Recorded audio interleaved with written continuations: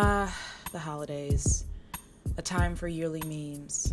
I got beans, greens, potatoes, tomatoes. Where are my background singers? Woo! Yeah. Where are my background singers? A time to watch certain people ruin macaroni and cheese for the umpteenth time. Bruh. A time for family. The holidays are usually a time of togetherness and warmth for families. A time for us to reflect on everything we're thankful for with the people we share DNA with. It's beautiful when you take the capitalism part out of it, but all of us are not so lucky. A lot of us will be spending the holidays either alone or with friends because our own family is just too toxic to be around. It can be extremely depressing, but we've come to the conclusion that we are better off without them because of the abuse they've inflicted over the years. No other movie has expressed this better than the 1997 film Soul Food, directed by George Tillman Jr., director of other movies such as Barbershop and The Hate U Give. The film focuses on the lives of a tight-knit Black family from Chicago. It also focuses on, and in my opinion, ultimately excuses, a toxic and dysfunctional family dynamic where the most successful sibling is demonized on a consistent basis. The film follows the lives of the family coming together after the matriarch falls ill from years of eating all of the food that they consume on a weekly basis. During their mother's demise, a heap of drama occurs that mostly and largely disproportionately affects Teri Joseph, the oldest and most responsible sibling of the three daughters. Bruh. Although I have good memories watching this movie because 90s, there's a glaring difference between the way one of the sisters is treated in comparison to the other two. Vanessa Williams, not that one, this one, plays the aforementioned Teri Joseph. Her sister Maxine, played by Vivica Fox, is a devoted stay-at-home mother raising children with her husband, who is also Teri's ex-boyfriend. Jenny! Mom stole Dad right out from underneath Aunt Teri's nose. Her other sister, the aptly named Bird, played by Nia Long, is a messy entrepreneur who loves felons and shady men who cosplay Steve Harvey. Teri is easily the most accomplished and stable of them all. She finished college, became a lawyer, and is now working at one of the city's most prolific law firms. She is also, as the film would have us to believe, Satan incarnate. But the thing is, it's clear that the film wants us to view her this way as well.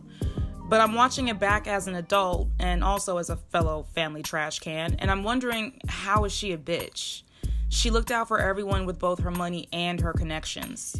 Plus, she wanted what was best for her sisters and mother at the end of the day, even though they were horrible to her.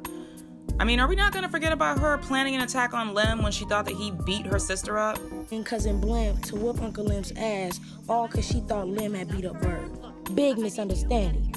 This was one of those times you just knew things were going to get a whole lot worse before they got any better. That's just how it was when my aunties tried to fix each other's messes. Hey, Teri is treated like the villain when she speaks up about certain things that need to be addressed. For example, she chides Bird for letting her ex violate her during her wedding. And what we do is stand there and let them fill you up in your wedding gown. Or take Faith, for example, the family's manic pixie dream thought nomad who just broke into the Joseph family house during a Sunday dinner and then jump-started Maxine's labor. I think it's time. What? Side note, am I the only one who thinks that Lem put a hex on Big Mama? I got one. If you step on a crack, you break your mama's back.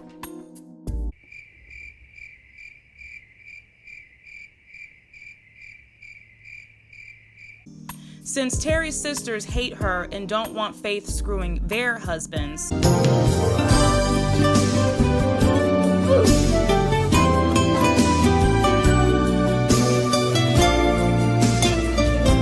they make Teri babysit her. And because Faith is messy, Teri has to warn Faith not to start any shit because she's got a history of doing so. Don't you try to start any shit this time. You hear me? Faith promptly starts shit right after this. Teri also has natural gripes about her husband spending too much of their money without discussing it with her first. But again, we're meant to side with Miles just because he wants to pursue his fun hobby full time, while his boring stick-in-the-mud wife doesn't agree. I'm thinking about pursuing my music full time. Miles. Eventually, Miles quits his job again without telling his wife, which will put her under even more pressure to pay for everything by herself, which is already a pretty long list. Beans, greens, potatoes, tomatoes, lamb, ram.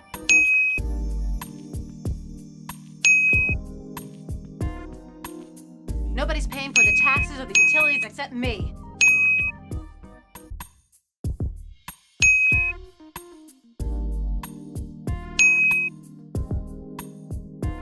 Faith fucked my husband. Yet, despite all of this, her family treats her as expendable and keeps using the Family. excuse to keep her tethered to their abuse. They never consider her feelings and guilt her into sticking around, although she has every right to leave them. Hell, the film treats her being portrayed by Maxine as a meet cute. Now, I can't say for sure Mom started it, but for damn sure Dad couldn't resist whatever it was she was throwing down. And then to add insult to injury, they get married and eventually go on to have kids and have what appears to be a perfect marriage. Teri has to look at this every single week. Not only that, but Maxine also seems to start fights with Teri for literally no reason. And we know Miss Terry, we know she can't cook nothing. Ain't that right, Mine? That's why you always had me cooking. Again, this is every week. Oh, you two hush up. You do this every Sunday. And even after all of this betrayal, after a second failed marriage, and the death of her mother, she still manages to push that grief and heartache aside and use her power to help her undeserving sister by getting her idiot jailbird husband out of prison, although he's there because he assaulted Bird at her job after Bird most likely slept with her slimy ex to help her man also get a job. This is how Bird thanks her. Did nobody ask you for your help? You need to be worrying about your husband and why he's sleeping with her. I would also assume that Teri goes through it in the Joseph clan, not just because of the obvious jealousy that her siblings have towards her, but because she isn't living up to the status quo of stereotypical black womanhood. Even though Bird cannot cook, she can do some hair, which even Maxine compliments her on while tearing Teri down. That's all right, Bird. You ain't got to worry about cooking, girl, because you know you can do some hair. Bird is also committed to struggling because although she's married, it's obvious that she's gunning for married single motherhood.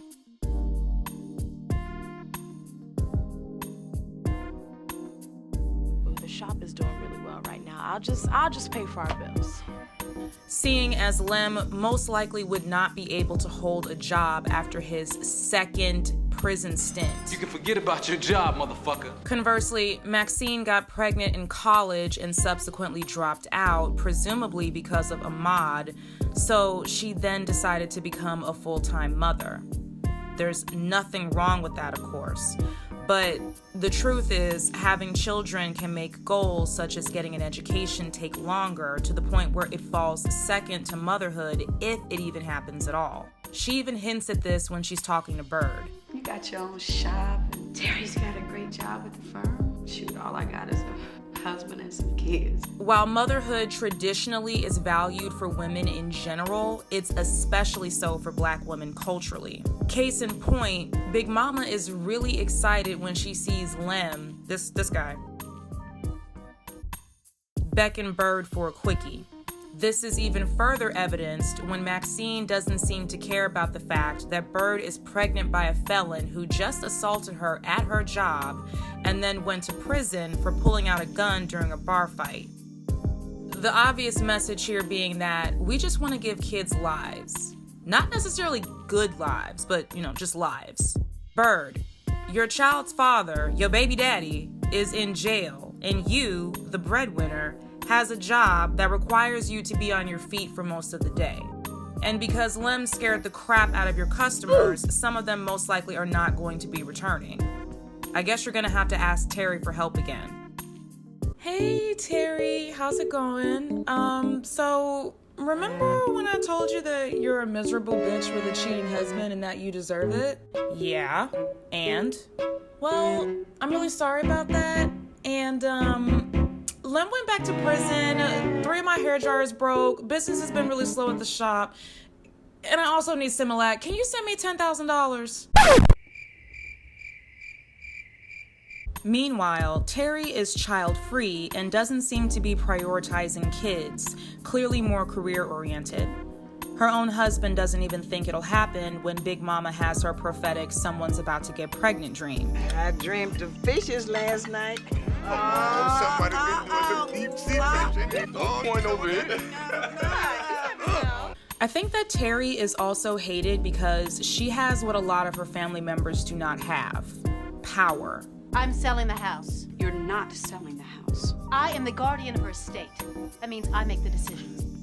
Just to stick it to her and force her to continue paying for the house, Maxine legally stops Teri, probably already hiring a divorce attorney and still dealing with her dead mother's hospital bills, from selling the house. Again, she is the literal only person paying for the house. So I went to Kenny's lawyer and I drew up a motion to cease and desist. Sorry.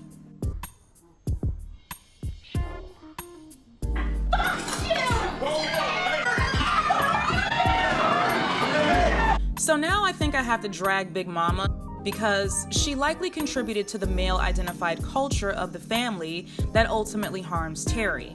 At one of their diabetic dinners, Big Mama reveals through exposition that her idiot husband had a gambling addiction that forced her to pick up his slack. All of this while she's raising 3 girls, mind you. My husband was gambling. And yeah, he was bad at it. In fact, we almost lost this house. But I worked my hands and knees, cleaning up after white folks, taking in laundry. See, you do what you have to do to stay strong. As much as I am in awe of how she managed to raise 3 girls into women, she's also part of the problem. First off, she tells Ahmad that she's getting her leg deleted for him, her only male grandchild. Not for her entire family, and definitely not for herself, for Ahmad. Then, when Teri ponders aloud when Bird is going to pay her back the money she loaned her for her shop instead of messing around with Lem, her mom basically tells her to shut up because she's been married twice. Teri, stop running down your family. Pay more attention to your own man. You're already on husband number 2. And if she stayed with the last guy despite their issues, they'd probably throw that in her face as well. I know Big Mama is speaking from her own perspective during an era where divorce wasn't even legal, let alone an option if a woman, especially a black woman, wasn't satisfied in her marriage. But I honestly think Big Mama would have been better off worrying about her necrotic limbs. Big Mama, your arm! Mama! By the end of the movie, after Teri has suffered enough traumas for a lifetime of extensive and expensive therapy, dumbass Ahmad almost burns down the house, and then after she is the only one smart enough to grab the fire extinguishers to put out the blaze, Uncle Pete, the family hermit, comes to greet everyone with a TV full of money. And then everything is magically good. No, seriously, everything's fine. Lem never lost his temper again. Everyone pretends Faith didn't ruin Teri's second marriage and will probably screw Lem in the future. And Uncle Pete isn't senile anymore, apparently. However, I'm sure they would have eventually found a way to hate Teri for also saving the house that she's forced to continue paying for, because this was totally working. Coming from the back of the stove! Come on, watch out! Hey, you can't put out a grease fire with masculinity, morons. You know, Teri, you get on my It really is amazing to watch what Teri has to endure while the men in the film get away with pretty much everything, which I'm sure is going to warrant another video. Like and subscribe if you're enjoying this one, by the way. Love you all, thanks. I actually feel really bad for Teri because you can see that she's internalizing the abuse and blaming herself after she caught her husband cheating. After all these years, you and Max still together, I still envy that. I always thought that maybe if you and I had gotten married, life would be different. But it wouldn't. I'd find a way to screw it up. And like, I get it. Teri might be bougie and stuck up, but did she really deserve all of this? Listen, to everyone out there who is struggling with their own families, you don't have to put up with it just because they share DNA with you. Especially if they treat you like how Teri was treated. I know it's normalized, and especially so for the Black community, but you don't have to repeat generational patterns just to belong to a tribe. You can create your own family. You can be happy by yourself. Anything is better than feeling like you don't matter and that your existence is merely tolerated. This holiday season, keep that in mind if you ever think for a second that you're being selfish or that you made a bad decision walking away, or if you're considering it. You're not, and you didn't. Thank you all so much for watching. Bruh, hold on. Wait, did Faith and Miles show up to the funeral together?